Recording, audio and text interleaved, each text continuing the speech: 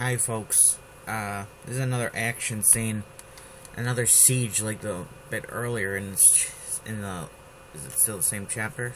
Yeah, I think so. Yeah, so, two sieges right after the other, I guess. It's probably not balanced perfectly, but, I'm still learning the ins and outs of pacing. No one is teaching me anything. Let's see.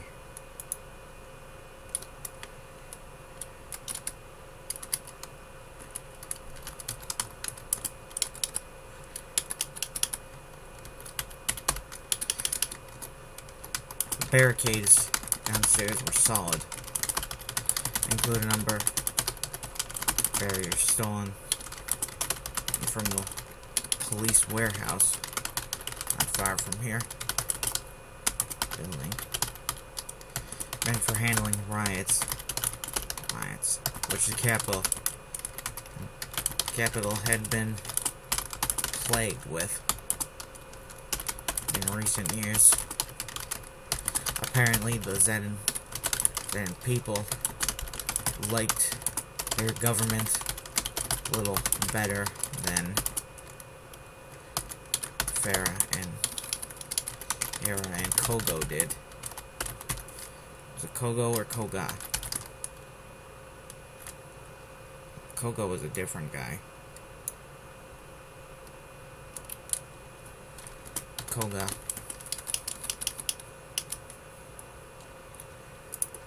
At the same time. Check that out.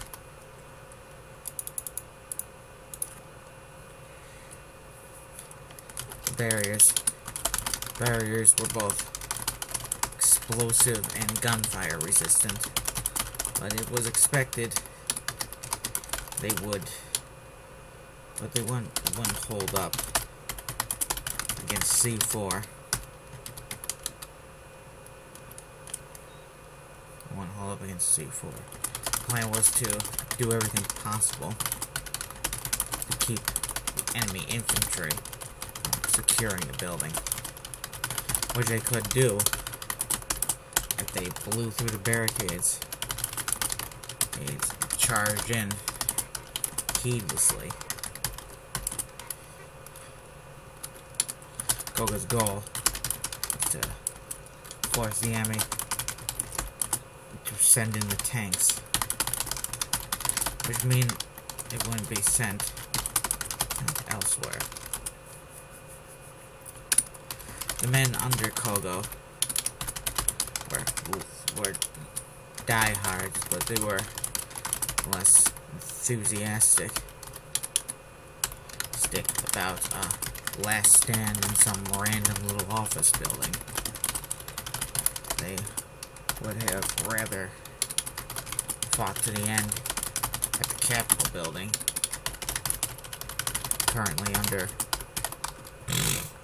currently being contested by both sides, but for several glorious hours was in the hands of the Jade gunmen.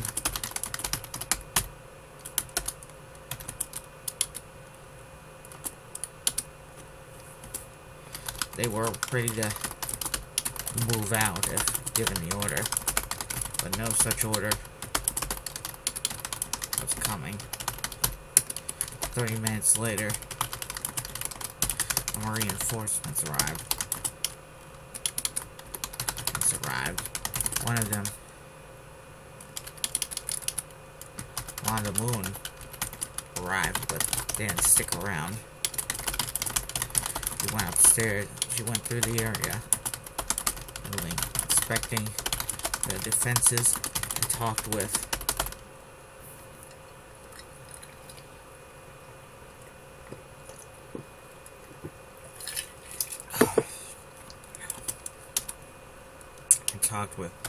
Wanda Moon in a chapel in the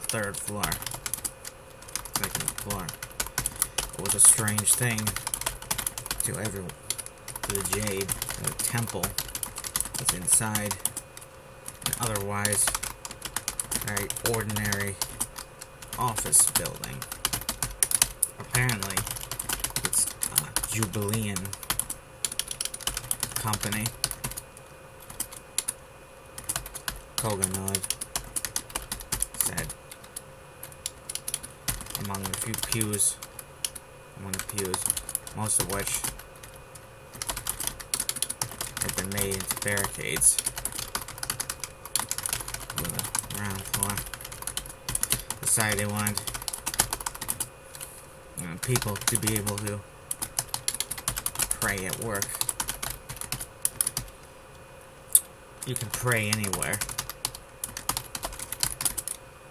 Wanda noted. Doesn't have to be official temple.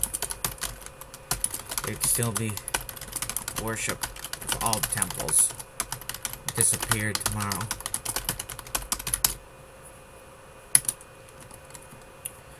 The Jade were ceremonial, obsessed people. But some of them could be quite casual on religion and related ceremonies. The church, the Jade were polytheistic and worshiped many gods. And there was a collection of religions through the Jade Nation, with many of them sharing common origins, like the ancient religions of the Chanian subcontinent.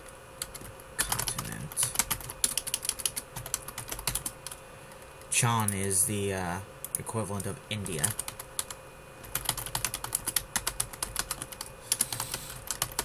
When I say the equivalent, I mean it pretty much is India, except with a different name. I'm not sure what alt history.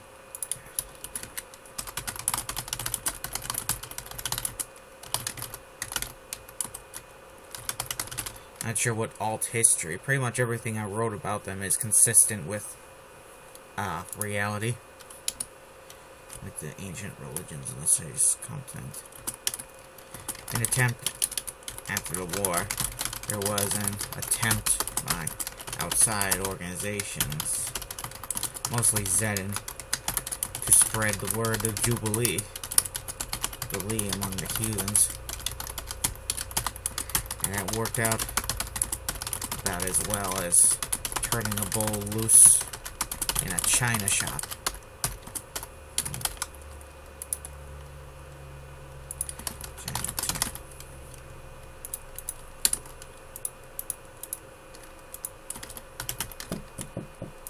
Excuse me a minute, folks. Just had to check on the air a second. Let's see. The Jade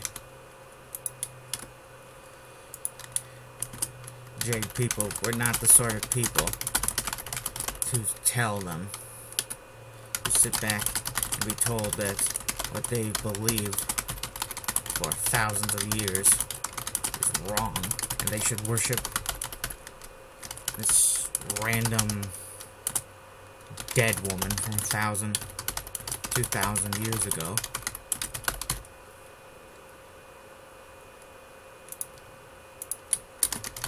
Was she a carpenter like Jesus? I don't know.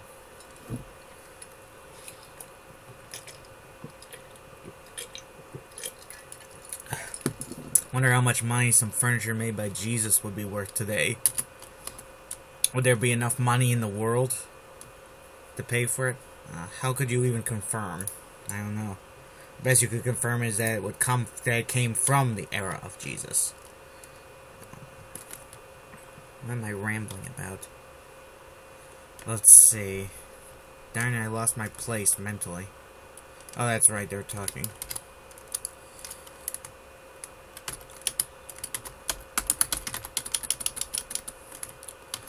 What about other face? Yes, wanted to ask. Or are they all just Jubileans? Names here. No Zythor. Zoldens. Zolden people. I don't know. Zelda shrugged. Didn't see anybody. anybody here when we arrived. Nobody wearing one of those skull caps or a headdress. Forget it.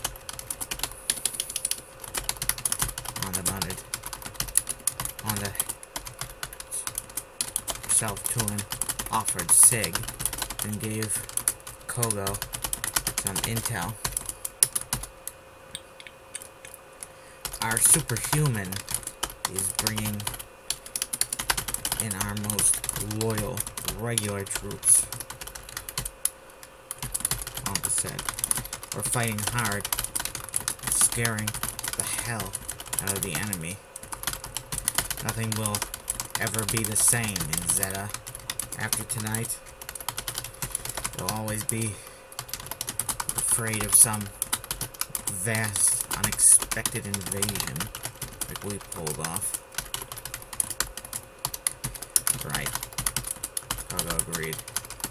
It was the Jade invasion of Zeta that brought an end to the myth that the Zetan people are immune from invasion. That such things only happened to other countries. The Atlantic and Pacific were no barrier. In the age of superhumans.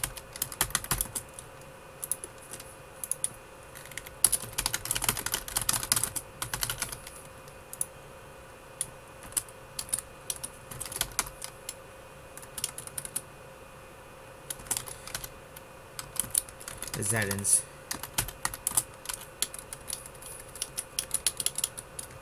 Zetans in modern times, after the war, the Zetans took to only interested in fighting on foreign soil against foreign, far-flung threats. What the hell does the term far-flung even mean? It's far-flung threats. Far-flung threats. Wait, this energy drink is starting to have an effect on me. So far, it's only made me hallucinate that big bugs are attacking me. Let's see. Foreign threats. And anything warlike taking place on Zetan soil, such as riots, great big anti-war demonstrations, student occupations, buildings, scared the hell out of regular, boring Zetans. Boring, God-fearing Zetans. Those types were only going to get more scared down the line after tonight. After tonight, people will become even more ill at ease. Ill at ease, that's another one. All these weird phrases in English.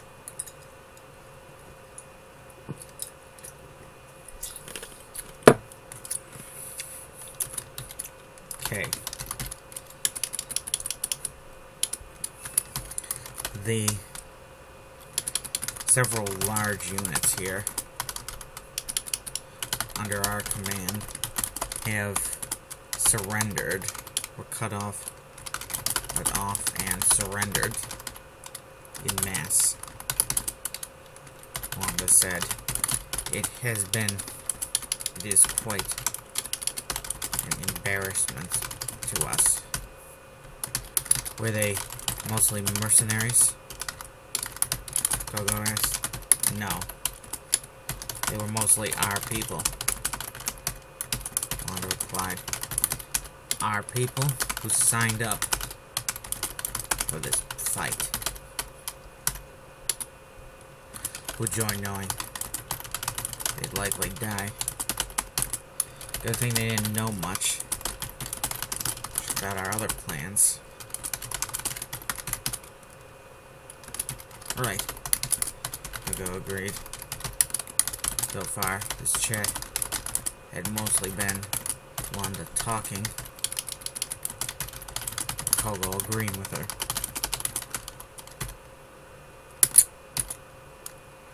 The enemy, those units, they've broken themselves up,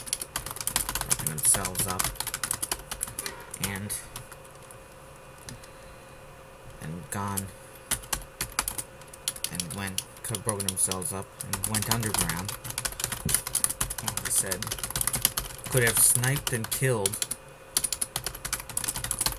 the enemy for weeks, defending rooms.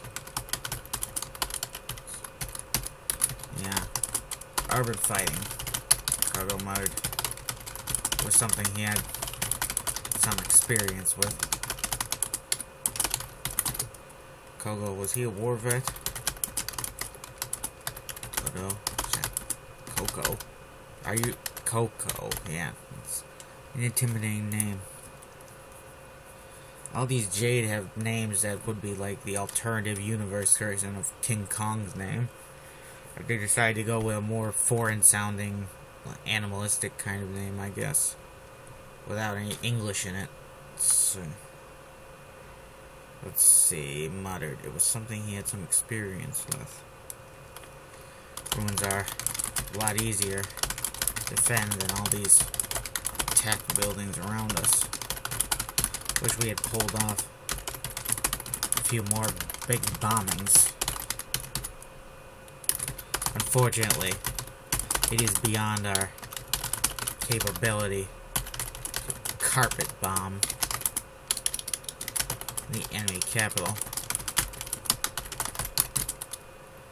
On the applied. Someday we will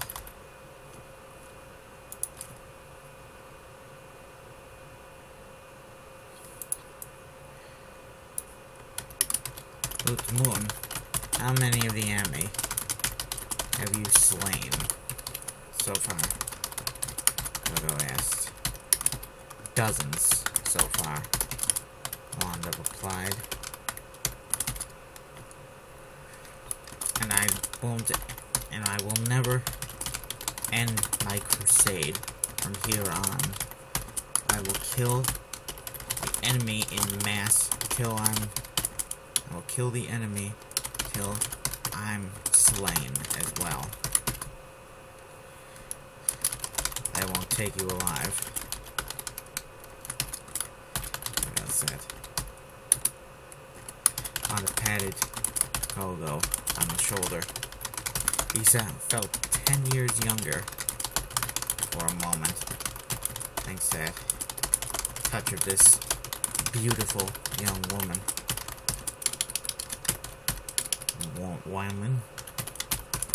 She wasn't just a Jade woman.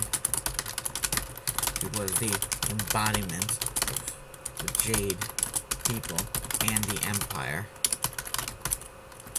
She could have modeled for some idealistic, is that the right use?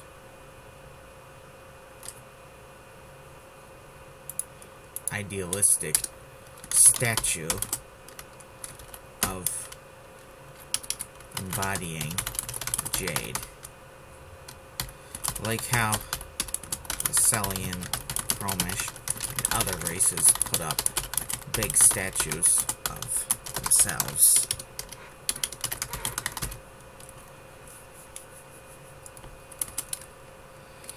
Statues to represent their nations. Jade people didn't do that so much. Even back in the time of the Empire, they were more about building statues of gods and mythological heroes instead of something that was supposed to embody the nation.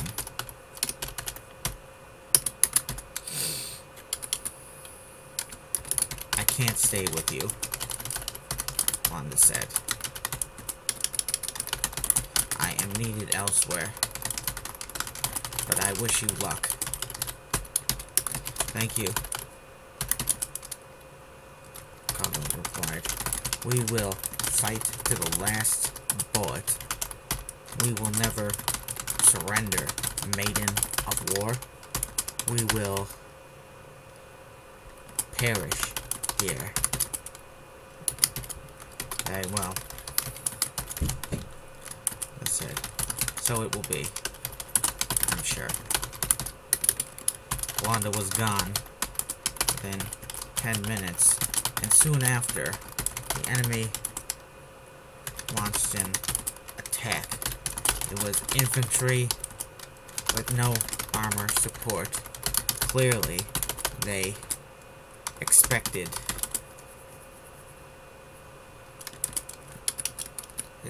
to surprise and overrun the defenders, the office building. Only they thought a mere squad of gunmen are inside. They literally ran into a wall in the form of the barricaded entrances and made a quick retreat while under heavy fire. Kogo managed to kill a few and was almost barely avoided a bullet in reply. Just a stray shot from some green panicking soldier, but it could have left Kogo's squad without a leader. Kogo's men were capable, but he couldn't help but look at them like a parent with several dozen, with a bunch of screaming toddlers, helpless toddlers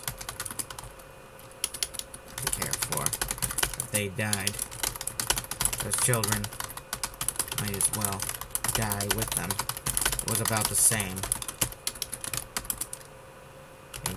Same with the squad. In Kogo's view, they needed his leadership.